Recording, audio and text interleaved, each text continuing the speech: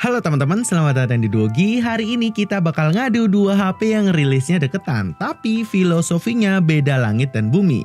Kanan saya ada Infinix Hot 60 Pro Plus yang rilis Agustus 2025, harganya 2,5 jutaan. Di kiri ada Samsung A17 4G yang rilis September 2025, harganya 2,8 jutaan. Jujur, perbandingan ini bikin saya garau-garau kepala. Infinix nawarin teknologi baterai silikon karbon super tipis dan layar 144Hz, sedangkan Samsung masih pede dengan mono speaker dan desain poni water drop di harga segini. Tapi Samsung punya satu kartu as, update software 6 tahun. Jadi mending pilih teknologi masa depan atau jaminan umur yang panjang. Simak videonya sampai habis. Kita mulai dari fisik. Infinix Hot 60 Pro Plus ini desainnya cantik banget. Feel-nya kayak HP flagship mahal. Bobotnya cuma 155 gram. Enteng parah, saking tipisnya nih. Awal-awal pegang saya agak kaku karena terbiasa dengan HP berat kan. Di belakangnya ada Active Hello Light buat notifikasi. Kece badai. Sayangnya dia cuma IP65 splash proof. Masuk ke bagian layar, Infinix menang telak secara visual. Curve AMOLED 6,78 inch, 144Hz, Gorilla Glass 7i, dan bezelnya tipis banget. Nah, di sini banyak banget yang nanya ke saya nih, Bang, layar lengkung gini apa nggak sering kepencet sendiri atau ghost touch pas main game? Jawabannya, memang resiko layar lengkung ya begitu. Tapi Infinix sudah kasih solusinya. Kalian tinggal masuk ke setting. Terus cari menu pencegahan salah sentuh tepi. Di situ kalian bisa atur nih sensitivitasnya, pinggirannya. Saran saya, aktifin aja fitur ini segera setelah beli biar gaming kalian aman. Sekarang kita masuk ke Samsung A17. Netizen sering banget nih protes. Bang, ini tahun 2026 kok masih pakai poni water drop dan dagu tebel ya? Kelihatan jadul banget. Saya harus jujur, secara estetika memang ketinggalan zaman. Tapi ini adalah trade-off-nya atau pengorbanan yang Samsung lakukan. Biaya produksi mereka dialihkan ke panel Super AMOLED yang kualitas visualnya, kecerahannya, dan akurasi warnanya jauh lebih bagus ketimbang AMOLED biasa. Layarnya juga dilindungi oleh Gorilla Glass Victus Plus yang kuat. Tapi ya itu, refresh rate-nya cuma 90 Hz. Jadi Samsung korbanin desain kekinian demi kualitas panel yang lebih premium di mata. Lanjut ke baterai, Infinix Hot 60 Pro Plus pakai teknologi silikon karbon anode yang bikin baterai 5160 mAh bisa masuk ke bodi setipis ini. Terus muncul lagi pertanyaan kritis, Bang, HP setipis itu apa nggak gampang panas overheat? Ruang pendinginannya kan sempit. Analisa kalian tuh benar, secara fisika bodi tipis emang lebih cepat terasa hangat di tangan ketimbang bodi yang agak tebal atau tebal. Nah, disinilah Infinix pinter nih. Mereka menyematkan teknologi bypass charging sebagai solusinya. Mungkin banyak teman-teman yang belum paham ya, bedanya apa bang sama ngecas biasa? Oke, jadi gini guys, teknologi pengecasan daya konvensional itu biasanya menyalurkan listrik ke baterai dulu, baru baterainya kasih daya ke mesin HP. Masalahnya proses ini tuh bikin baterai kalian kerja keras dan cepet banget panas. Nah, fitur bypass charging bekerja dengan cara menghasilkan aliran daya secara langsung ke mesin perangkat atau motherboard tanpa perlu mampir ke baterai. Jadi ibaratnya listrik dari colokan itu langsung bypass atau ngelewatin baterai begitu aja. Fitur ini biasanya aktif otomatis saat kalian main game berat atau streaming film. Sambil dicas, efeknya apa? Baterai kalian akan diistirahatkan tanpa dipaksa kerja keras, sehingga suhu HP itu tetap adem dan stabil. Bahkan biasanya saat fitur ini aktif, daya baterai itu cuma ditahan di angka 80% aja.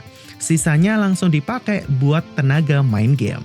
Manfaatnya jelas. Pertama, HP terhindar dari overheat. Kedua, performa gaming jadi lebih gesit karena HP nggak perlu nurunin performa atau throttling gara-gara kepanasan. Dan ketiga, umur baterai kalian jadi jauh lebih awet alias panjang umur. Fitur canggih ini biasanya ngumpet di menu game mode atau X Arena kalau di Infinix. Jadi wajib kalian aktifin ya. Beda cerita sama Samsung A17 yang chargingnya cuma 25 watt, standar tanpa fitur bypass. Jadi kalau dipakai main game sambil dicas, siap-siap aja tangan kalian anget nih, atau malah kepanasan. Buat kalian yang udah pada nyobain fitur bypass charging, boleh dong bagiin pengalaman kalian di kolom komentar ya.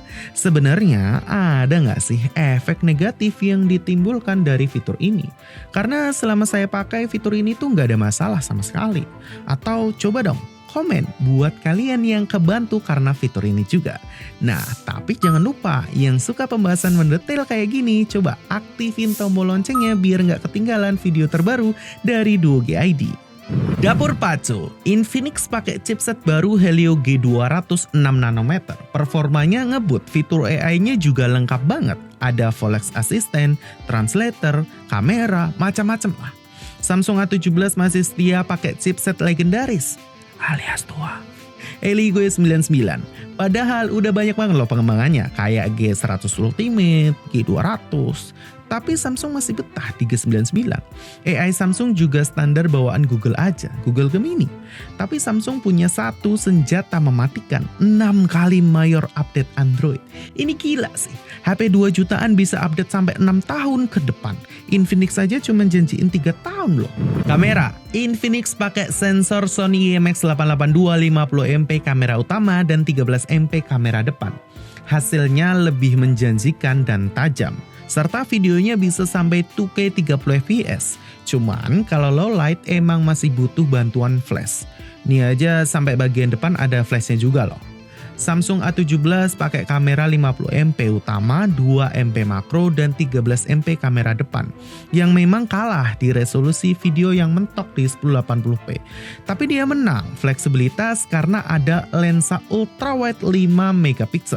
Walau cuma 5MP, lumayan lah ya buat foto pemandangan daripada nggak sama sekali nih kayak Infinix.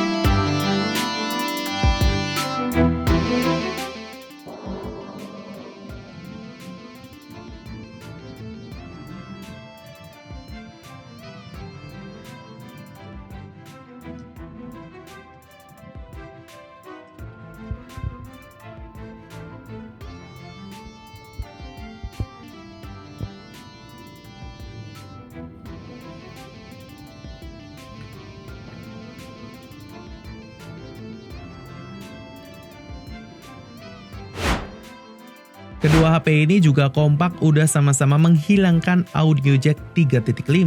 Namun, Infinix menang di bagian speaker stereo JBL yang kencang dan enak buat nonton. NFC-nya juga multifungsi. Nah, ini keluhan paling banyak soal Samsung A17. Bang, masa HP hampir 3 juta speakernya masih mono? Kalau ketutup tangan pas ngegame gimana? Ya ini fakta pahitnya, suara bakal langsung hilang kalau lubang bawah itu ketutup. Kenapa Samsung pelit? Balik lagi ke analisa awal tadi. Biaya produksi mereka habis untuk menjamin update software 6 tahun dan reset One UI yang stabil. Jadi mereka harus pangkas fitur fisik seperti speaker.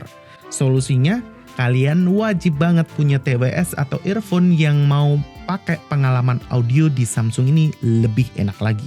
Terakhir, fitur pendukung bagian fingerprint. Infinix udah di bawah layar nih atau under display. Samsung masih di samping. Tapi nggak seperti Samsung.